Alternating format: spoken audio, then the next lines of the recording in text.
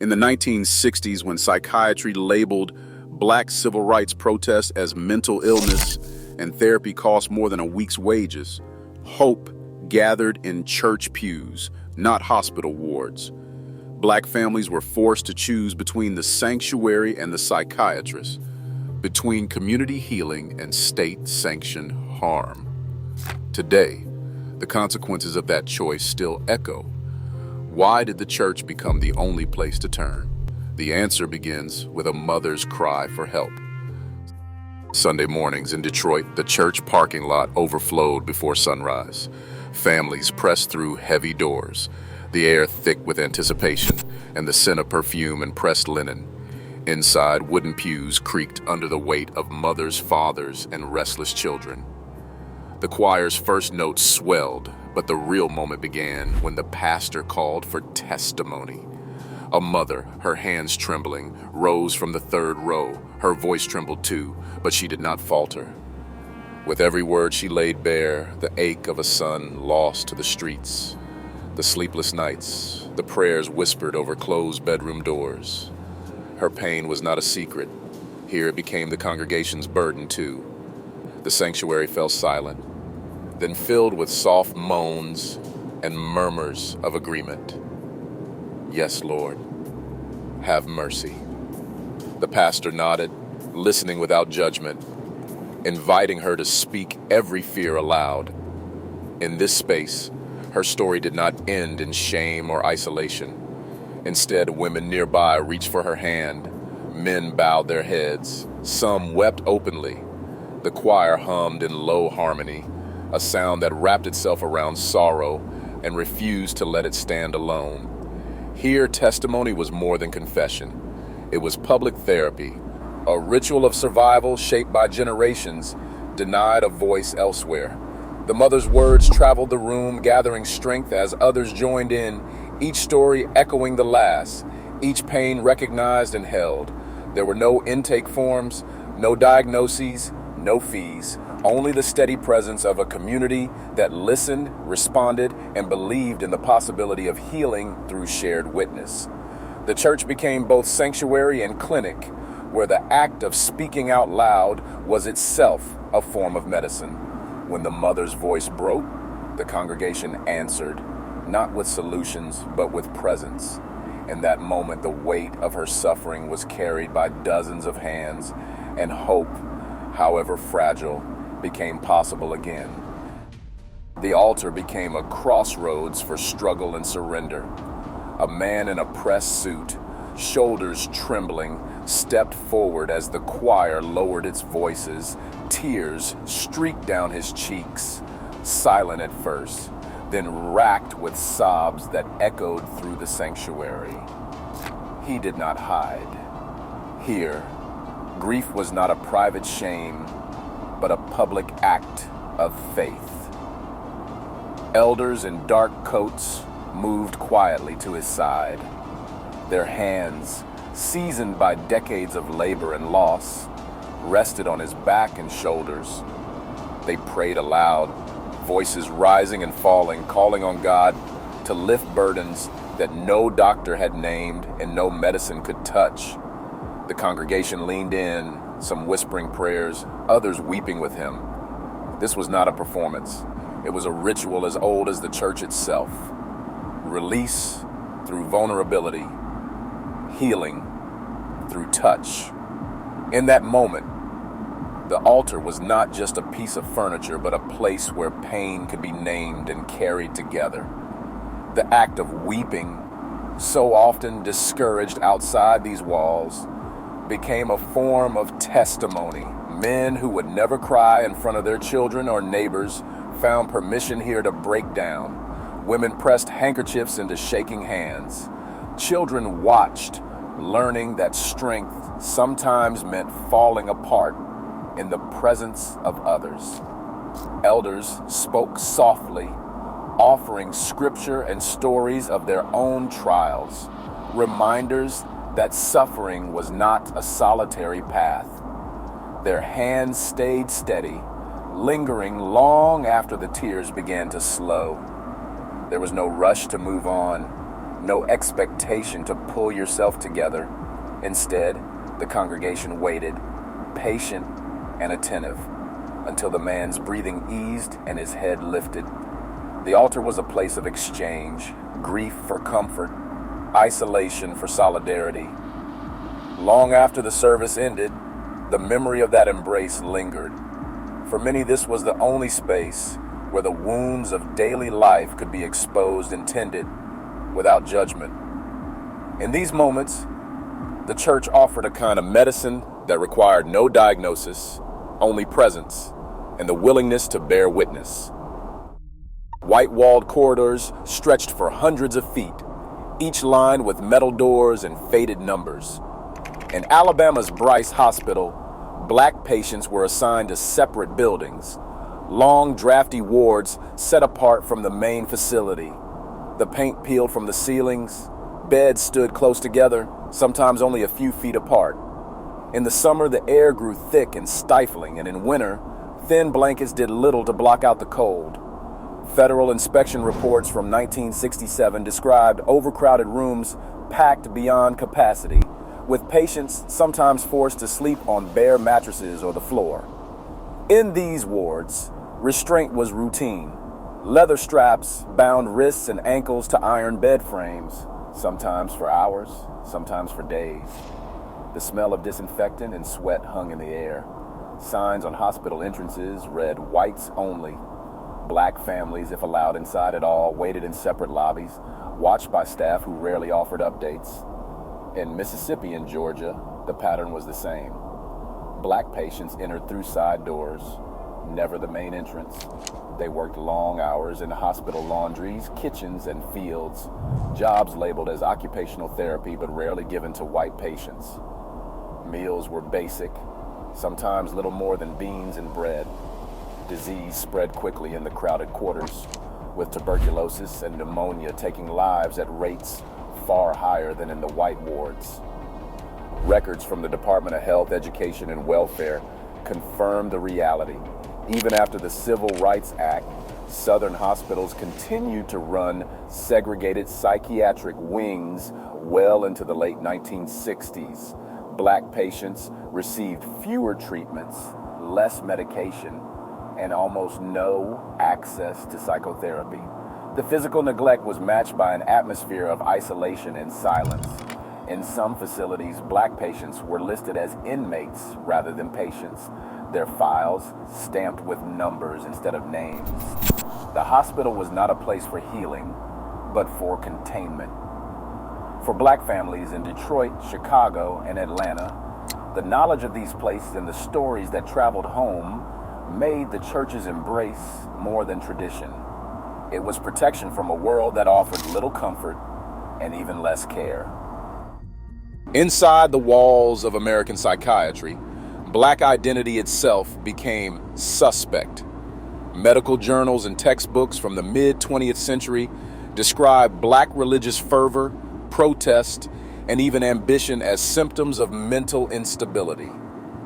The roots of this thinking stretched back to the 1850s, when Dr. Samuel Cartwright invented the diagnosis drapetomania, the so-called mental illness that supposedly explained why enslaved people ran away. By the 1960s, the language had changed, but the logic had not. Black patients in psychiatric hospitals were often labeled with disorders that carried a heavy social weight, their behaviors interpreted through a lens of suspicion and control.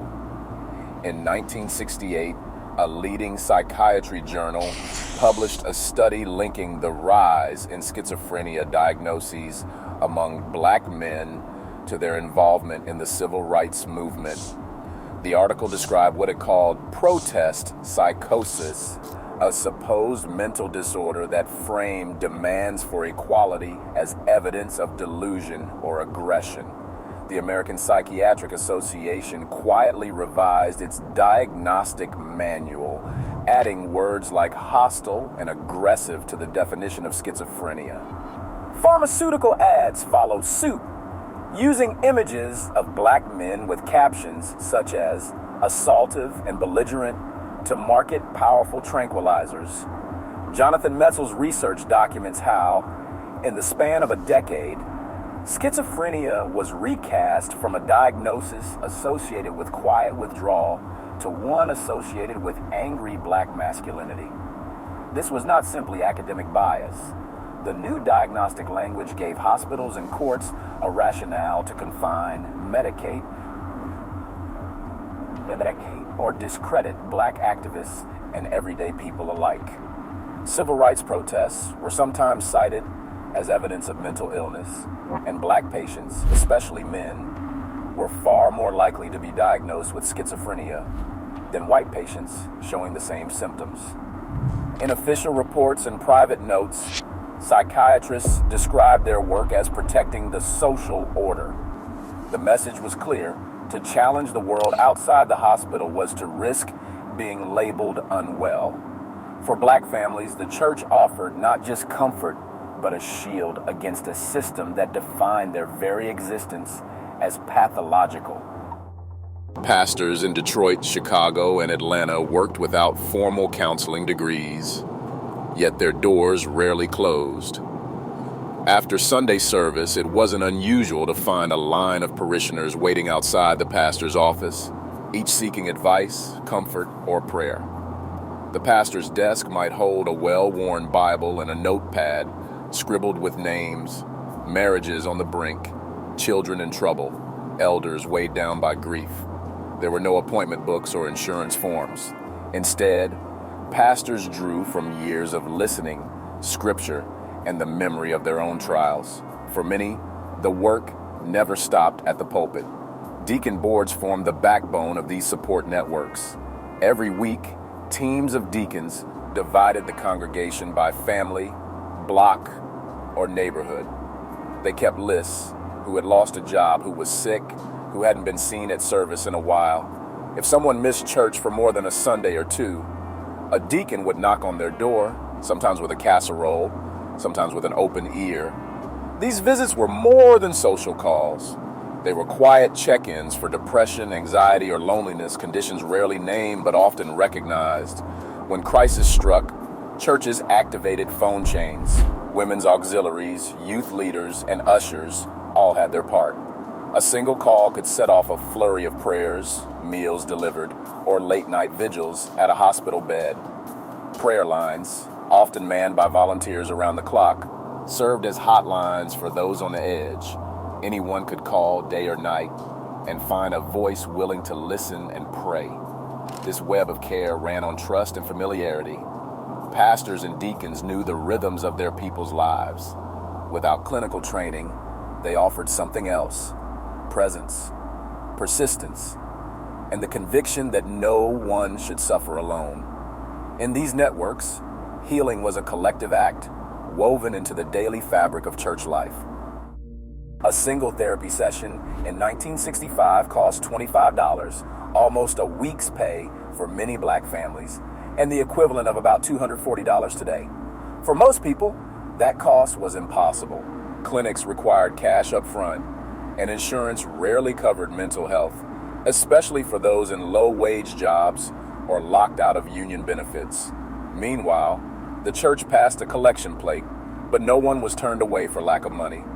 Giving was voluntary, as much or as little as you could spare. The church welcomed everyone, regardless of what they could offer. But the cost of therapy was only part of the calculation. Psychiatric hospitals carried dangers that went far beyond the financial. In North Carolina and Georgia, state records show that black patients, often young women, were sterilized after a diagnosis of feeble-mindedness or psychosis. The paperwork, signed by hospital superintendents and psychiatrists, made sterilization seem routine, even merciful. In 1961, a black teenager in Mecklenburg County was committed for behavioral issues. The hospital labeled her condition hereditary, and the eugenics board approved surgery without her consent. She was one of thousands. Georgia's Central State Hospital sent dozens of black patients for sterilization in the early 1960s, often after short stays for minor mental health complaints. These decisions were made behind closed doors, with families rarely informed or able to object. For Black parents, every choice came weighted with risk. Seeking help outside the church meant gambling with both dignity and future generations. The church, for all its limits, offered safety, no intake forms, no hidden costs, no threat of permanent loss. In the calculus of survival, the sanctuary's open door was a lifeline, while the hospital's locked ward could mean the end of a family line. Black Americans today face a mental health crisis that can be measured in hard numbers. The risk of experiencing serious mental illness is 20% higher for Black adults compared to the general population. Yet, when it comes to getting help, the gap is even wider. Only half as many Black Americans receive mental health treatment as their white counterparts. That means for every 10 people who need care, just 5 will ever see a counselor, therapist, or psychiatrist. The reasons stretch back decades: cost, mistrust, and the legacy of exclusion. But the results are visible in every city and town. The shortage of Black mental health professionals adds another layer. Out of all psychologists practicing in the United States, only about 4% are Black. That means most Black patients seeking a therapist will face a waiting list or sit across from someone who may not understand their lived experience. This imbalance is not just a matter of comfort, it shapes diagnosis, treatment, and the willingness to seek help at all. The numbers tell a story of isolation, higher risk, lower access, and a workforce that rarely looks like the communities most in need. These are not abstract statistics. They represent families searching for support and finding the doors closed or open only a crack. The legacy of the past lives on, not just in memory, but in data that refuses to be ignored. Insurance denial letters arrive in thin envelopes, stamped with words that offer no comfort, not covered, out of network pre-existing condition. For many Black families, these notices land with a familiar weight. Therapy is still priced beyond reach for those without the right job or the right paperwork. Even when the money is found, wait lists stretch for months, and the faces across the desk rarely reflect the lives of those seeking help. In the United States, only 4% of psychologists are Black. Most offices are quiet, sterile, and distant from the neighborhoods where the need is greatest. The promise of healing is tangled in red tape and closed doors. Medication bottles line kitchen counters, some half empty, some untouched. Prescriptions written by doctors who never asked about the stories behind the pain. For some, medication brings relief. For others, it is a daily reminder of a system that treats symptoms but rarely listens. The burden of finding care falls on families already stretched thin, parents navigating forms and phone calls after long shifts, grandparents stepping in when resources run dry. In the pews of a modern church, 3 generations sit shoulder to shoulder. A grandmother's hand rests on her granddaughter's knee. A father bows his head in silent prayer. The sanctuary is quieter now, but the need for comfort has not faded. The church remains a gathering place, less crowded perhaps, but still open to those seeking refuge. Here, community is not a cure, but it is a balm. The ache of exclusion and the hope for something better linger together, carried in the voices of a family that refuses to let go. Today, Black Americans are twice as likely to need mental health care, but half as likely to receive it. And just 4% of psychologists share their background. The barriers have changed shape, but not substance. Healing still depends on where trust can be found, not just where credentials hang. The search for safe spaces isn't history, it's urgent, unfinished work. Join the conversation below.